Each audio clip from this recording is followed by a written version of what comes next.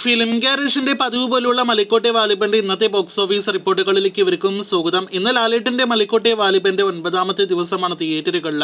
ചിത്രത്തിന്റെ 2ാമത്തെ വെള്ളിയാഴ്ച ദിവസത്തെ Kerala tracking collection, Kerala world wide collection റിപ്പോർട്ടെല്ലാം തന്നെ ഇപ്പോഴത്തെ പുറത്തു വന്നിരിക്കുകയാണ്.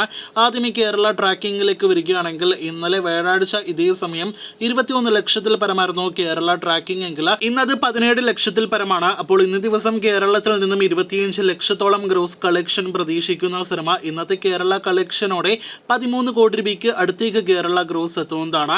അതേസമയം വേൾഡ് വൈഡ് കളക്ഷൻ ഇന്നത്തെ കേരള കളക്ഷൻ കൂട്ടുമ്പോൾ തന്നെ 27 കോടി രൂപയ്ക്ക് മുകളിലേക്ക് ഗ്രോസ് കളക്ഷൻ എത്തുന്നതാണ്.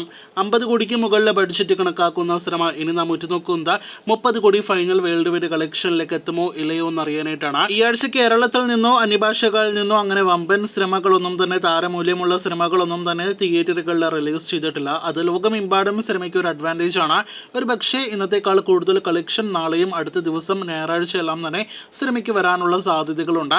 എന്തായാലും 30 കോടി ഫൈനൽ കളക്ഷനിലേക്ക് സിനിമ എത്തപ്പെടുമോ ഇല്ലയോ എന്നാണ് നാം ഉറ്റുനോക്കുന്നത്. ഇന്ന് സിനിമയിലെ ഏറ്റവും പുതിയ വീഡിയോ ഗാനം കൂടി രാവിലെ പുറത്തു വന്നിരിക്കുകയാണ്. അപ്പോൾ ലിജോയുടെ ലാലേട്ടൻ നായകനെത്തിയ മലക്കോട്ടെ വാലിബന്റെ അടുത്ത 2 ദിവസത്തെ കളക്ഷൻ കൂടി അറിയാനായിട്ട് പ്രേക്ഷകർ കാത്തിരിക്കൂ.